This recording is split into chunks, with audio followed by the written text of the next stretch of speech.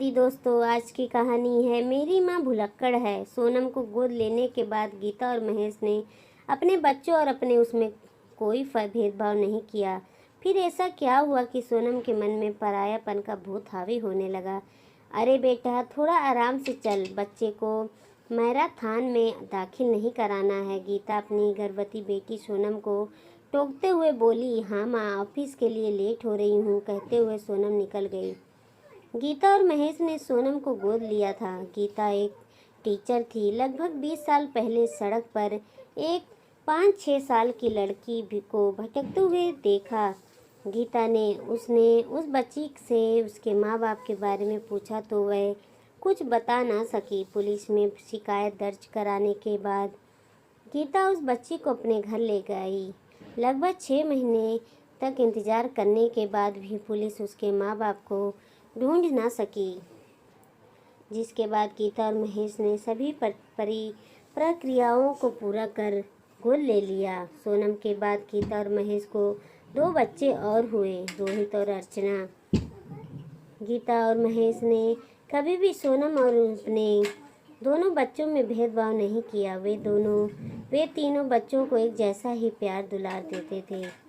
एक समय आने पर सभी बच्चों को ये बात भी बता दी गई कि सोनम गोद ली हुई बेटी है, लेकिन उस बात से रोहित और रचना को बिल्कुल भी फर्क नहीं पड़ा, बल्कि वे सोनम को और ज़्यादा सम्मान देने लगे। सोनम ने ग्रेजुएशन के बाद MBA किया और एक बड़ी कंपनी में HR की नौकरी करने लगी। सोनम को विशाल से प्यार हुआ। इस बात को जब उसने अपने माँ बाप को बताया तो उन्होंने खुशी खुशी सोनम की शादी कर दी। विशाल पेशे से इंजीनियर था, तो उसे काम के सिलसिले में कहीं भी जाना पड़ता था। इसीलिए शादी के बाद भी सोनम अपने परिवार के साथ ही रहती थी। शादी के 1 साल बाद ही वह गर्भवती हो गई। इसी बीच विशाल को 1 साल के लिए न्यूयॉर्क जाना पड़ा। सोनम को किसी बात की चिंता नहीं थी। एक दिन अर्चना सोनम के पास आकर कहने लगी, दीदी, आज मैं बहुत खुश हूँ। मैं इंजीनियरिंग करने के लिए हार्वर्ड यूनिवर्सिटी जा रही हूँ। सोनम ये बात सुनकर खुश तो हुई, लेकिन अचानक से उसके अतीत ने उसे कचोटना शुरू कर दिया। वह मन ही मन सोचने लगी कि मेरा भी तो मन था विदेश जाकर पढ़ने का, लेकिन उस वक्त माँ बाप ने मना कर दिया। आखिर अपना खून है तो जाने ही देंगे। सोनम को अचानक से परायापन महसूस होने लगा।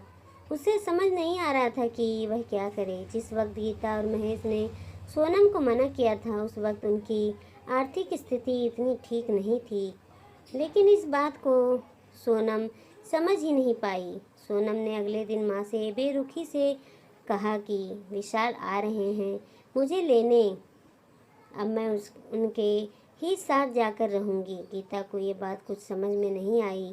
वह जब तक सोनम को इसका मतलब पूछती तब तक वह ऑफिस के लिए जा चुकी थी। सोनम अपने ऑफिस पहुंची ही थी कि सीढ़ियों पर चढ़ते समय उसका पैर डगमगा गया और वह पेट के बल गिर पड़ी। सोनम की आंखें हॉस्पिटल के बेड पर खुली।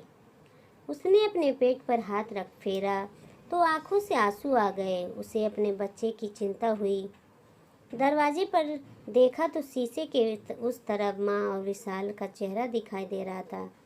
नर्स ने बच्ची को सोनम के पास रखते हुए कहा। अपनी बच्ची को देखकर सोनम की जान में जान आई। डॉक्टर ने कहा, अगर आपकी माँ ने हमें आपकी हेल्थ कंडीशन के बारे में नहीं बताया होता तो पता नहीं क्या होता।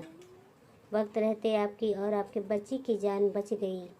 बच्चे पैदा करते समय जो समस्या आपकी माँ को हुई थी, वही प्रॉब्लम आपको भी होनी थी। ये एक प्रकार की आनुवांशिक समस्या है। डॉक्टर की बात सुनकर सोनम अवाक रह गई। वह सोचने लगी कि मैं तो गोद ली हुई बेटी हूँ, तो माँ को कैसे पता कि मेरी हेल्थ कंडीशन क्या है। शायद माँ को याद ही नहीं रहा कि मैं उनकी गोद ली हुई अनोखी बेटी हूँ। मेरी माँ भुलक्कड़ है। इसके बाद से सोनम ने कभी भी खुद पर परायेपन का भूत हावी होने नहीं दिया। वीडियो अच्छी लगी तो लाइक कमेंट जरूर करें। कहानी अच्छी लगी तो कमेंट में बताएं। देखते